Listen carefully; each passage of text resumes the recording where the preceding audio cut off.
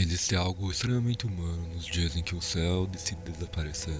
A suave e quase gentil presença das nuvens que chegam sem avisar e cobrem o mundo inteiro com uma camada de cinza macio, como se o próprio universo tivesse decidido, por um momento, respirar mais devagar.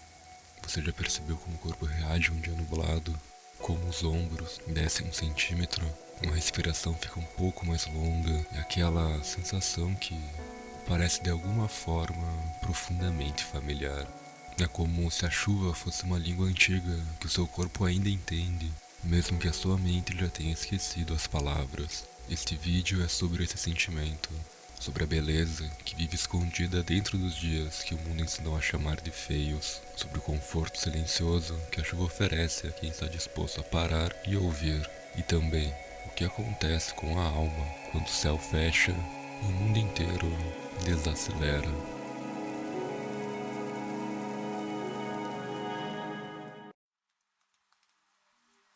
Existe uma hora específica em um dia nublado que é quase impossível de descrever para quem não a conhece. É o momento em que a luz do dia não é escura e nem clara, como se o sol ainda estivesse lá em algum lugar, mas tivesse escolhido se esconder atrás de um véu. Não há sombras duras nem contrastes violentos. Tudo é suave, uniforme, envolvido em uma neblina leve que apaga as arestas das coisas e faz o mundo parecer um pouco menos real e, por isso mesmo, um pouco mais bonito. Olhando para as nuvens, você irá notar diferentes tons de cinza, o cinza azulado das nuvens mais altas, quase translúcidas, que parecem guardadas à distância pelo vento, ao cinza mais escuro, quase roxo, das nuvens que carregam chuva pesada, nuvens que chegam como uma promessa que o horizonte faz, ao cinza prateado das poças da água nas calçadas, que refletem o mundo de cabeça para baixo e criam uma segunda cidade embaixo dos seus pés. Uma cidade silenciosa, perfeita, invertida. E ao cinza quente das janelas iluminadas vistas de fora, aquele retângulo amarelo que brilha no meio da tarde fechada e que conta, sem nenhuma palavra, que há alguém ali dentro, aquecido em segurança. Até o vento em dias chuvosos parece transmitir fisicamente essa sensação. Ele carrega consigo aquele cheiro de terra molhada, de folhas, do asfalto quente que acabou de receber as primeiras gotas de algo vivo e antigo. O japonês tem uma palavra para esse cheiro: petricor, a essência da chuva na terra. Mas nenhuma palavra captura completamente o que acontece quando esse cheiro chega. É físico e emocional ao mesmo tempo. É o olfato que reconhece, mas é a memória que responde. As cidades ficam diferentes nos dias de chuva. As ruas que normalmente transbordam de movimento e ruído ficam reduzidas ao essencial. Calçadas que seriam cheias de gente às 10 da manhã, agora tem apenas 2 ou 3 pessoas, cada uma dentro do próprio casulo de guarda-chuva, andando depressa, olhando para baixo, completamente absorta no próprio mundo. Os carros passam mais devagar, os sons chegam abafados, como se o ar estivesse mais espesso. Os semáforos piscam e se refletem na água da rua, e por um segundo, a cidade inteira parece uma obra de arte, uma coisa linda que não foi planejada. Existe uma expressão em português que é quase perfeita para isso. Dia de ficar em casa é a permissão silenciosa que o clima concede, a autorização que não precisa de nenhuma justificativa para desacelerar, fechar a porta do mundo lá fora e habitar o próprio interior com mais cuidado. O olfato é o sentido mais diretamente conectado ao hipocampo, a região do cérebro responsável pela memória de longo prazo. Então, quando o cheiro da chuva chega, quando o petricor penetra pelo nariz, o que acontece é uma lembrança que surge, involuntária, completa, com textura e o peso do original. A chuva é uma constante comum na memória de todo ser vivo. Pode ser a chuva de uma tarde de domingo na casa dos avós, o cheiro de cômodo antigo e terra molhada no quintal, o som das goteiras no balde que a vovó colocava no corredor. Pode ser a chuva que pegava no caminho da escola, o guarda-chuva que furou, o tênis que encharcou, o riso descabido de chegar em casa completamente molhado e não se importar com isso. Pode ser a chuva de uma tarde triste, quando alguém foi embora, quando uma fase de sua vida fechou sua última porta. E o mais extraordinário é que, mesmo as memórias tristes que a chuva traz, chegam com uma qualidade diferente. Elas chegam filtradas, como se o tempo e a umidade do ar tivessem lavado as arestas mais cortantes e deixado apenas o contorno do que foi, restando apenas a saudade. A saudade é uma palavra que o português guarda com muito cuidado. Outras línguas têm aproximações, mas nenhuma captura exatamente o que a palavra portuguesa faz. A saudade é a presença da ausência, é sentir no peito o peso físico de algo que existiu e que não existe mais da mesma forma, e encontrar beleza nesse peso. É a dor que prova que algo valeu a pena. E a chuva, essa cortina de água que separa o mundo de dentro do mundo de fora. A chuva é o elemento natural da saudade. Existe também algo que acontece com o tempo nos dias de chuva. O tempo se separa em dois. A parte física continua a mesma, mecânica e rítmica, avançando um segundo por vez, sem piedade. E o tempo sentido, aquele que transcende as barreiras da nossa mente e apenas nosso espírito consegue percebê-lo. Nos dias de sol, há urgência, há uma luz que acusa, que expõe, que diz: você deveria estar lá fora, você deveria estar fazendo algo, você está perdendo um dia bom. Nos dias de chuva essa cobrança some, o mundo fecha as persianas, a luz diminui e existe, de repente, espaço para simplesmente ser, sem produzir, sem justificar, sem performar nenhuma versão otimizada de si mesmo, apenas ser, sentado, quieto, ouvindo a chuva. A chuva é o jeito da mãe natureza mostrar sua generosidade com nós. Ela devolve as pessoas para si mesmas, em uma era em que cada segundo vazio é imediatamente preenchido, em que o silêncio virou algo a ser evitado, em que sempre há uma notificação, um scroll, um estímulo esperando. A chuva oferece uma interrupção que parece natural, uma pausa que o mundo aceita, uma desculpa que ninguém questiona. Está chovendo. Duas palavras que funcionam como uma porta fechada ao mundo inteiro. Há um paradoxo no silêncio da chuva. Ela é, tecnicamente, uma fonte constante de som. O impacto das gotas lá fora, o gorgolejo da água nas calhas, o escoamento lento pelas pedras da calçada. Esse é um som que não exige atenção. É um som que preenche sem invadir. E é exatamente por isso que, paradoxalmente, a chuva cria um silêncio. Um silêncio com presença constante e não intrusiva. Um silêncio que segura a mão quando o mundo de fora perde sua urgência, quando as ruas ficam mais vazias, quando o ritmo da cidade desacelera. O que resta é um espaço interno que raramente tem a chance de falar. Os pensamentos que ficam adiados, as perguntas que ficam guardadas. Um dia chuvoso é, de certa forma, uma meditação involuntária. É necessário apenas uma janela, uma xícara quente e a disposição de não fazer nada por alguns minutos. Existe um conceito que os povos nórdicos cultivam e que o resto do mundo ainda está aprendendo a nomear. Hygge é uma palavra dinamarquesa que não tem tradução exata, mas que descreve uma sensação de conforto acolhedor, a satisfação de estar dentro quando está frio lá fora, a alegria de uma luz suave em uma tarde fechada, o prazer simples e profundo de estar em paz com o lugar onde você está. É a xícara de café que aquece as mãos, é o cobertor que pesa nos joelhos, é o livro que você não precisa terminar hoje, é a janela que você pode ficar olhando sem que ninguém ache estranho. E dias nublados são, talvez, o ambiente natural do Hygge.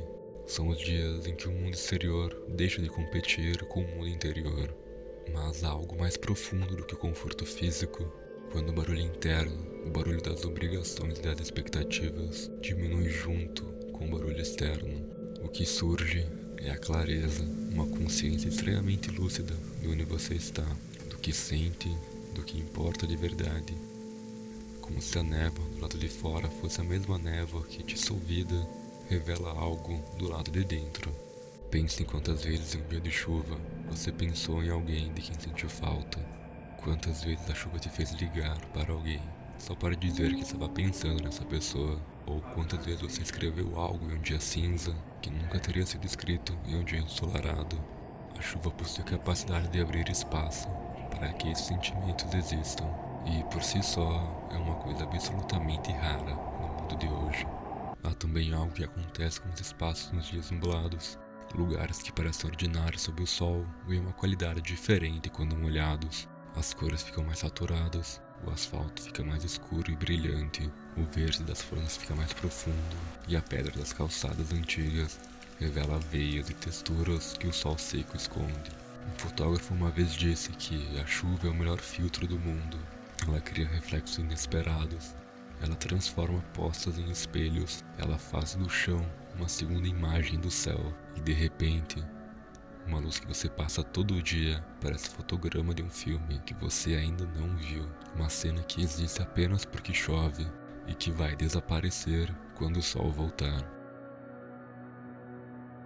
Nós precisamos falar sobre a melancolia, mais especificamente sobre a melancolia como estado estético, como forma de ver o mundo, como uma qualidade emocional que a humanidade cultivou durante séculos, antes de decidir que deveria ser curada.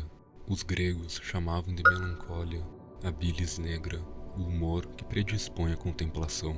A melancolia carrega algo muito mais complexo do que a tristeza comum. Carrega consigo a consciência simultânea de que a vida é bela e de que passa. O prazer de existir junto com a dor de saber o que é passageiro e amar algo e já sentir a saudade antes mesmo de perder. Existe uma palavra portuguesa que é parente próximo da melancolia, a palavra tristonho. Um dia tristonho, uma tarde tristonha. É a tristeza de textura suave, silenciosa e constante. Ela paira como neblina ao amanhecer, discreta, quase acolhedora, carregando uma melancolia que repousa no peito como um abraço quieto. E talvez seja isso que as pessoas sentem, sem conseguir articular, quando dizem que amam a chuva. Amam ter permissão para sentir qualquer coisa com profundidade, sem pressa de resolver.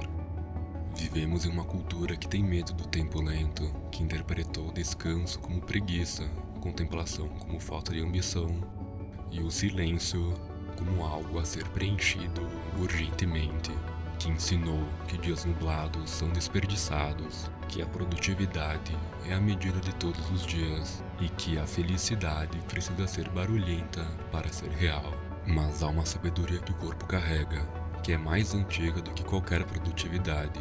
É a sabedoria de que o ser humano precisa de tempo vazio, da mesma forma que precisa de sono, que não processar emoções as acumula, não as dissolve, que pensar devagar, sem objetivo, é um ato de manutenção do que é mais profundo humano em nós, e que em dias de chuva, aquele dia em que o mundo dá uma pausa e a luz fica suave, as ruas ficam vazias, e o som d'água no telhado cria um ritmo constante e gentil.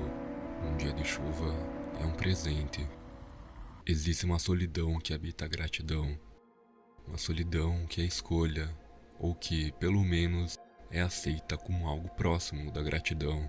A solidão de estar sozinho em um café enquanto chove lá fora e ninguém espera nada de você.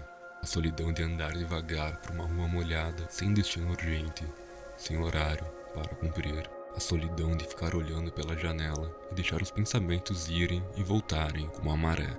Essa solidão repousa no peito como o silêncio de uma tarde nublada. Há melancolia nela, mas também uma estranha sensação de descanso. E existe uma distinção fundamental que às vezes esquecemos.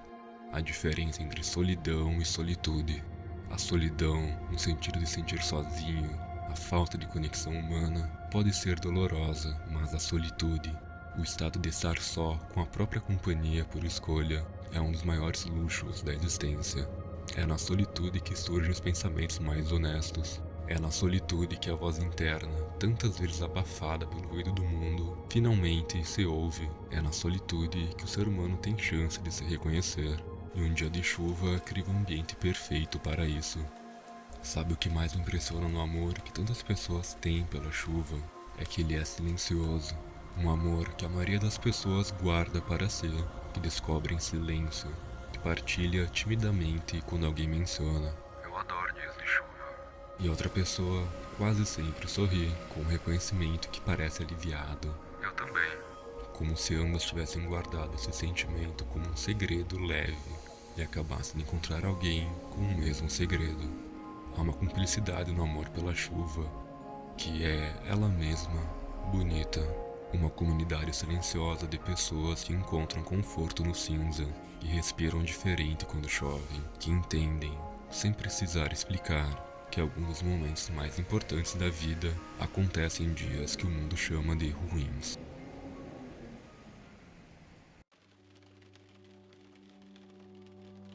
Você ainda está aí, ouvindo a chuva? Então preste atenção nesse som por um momento.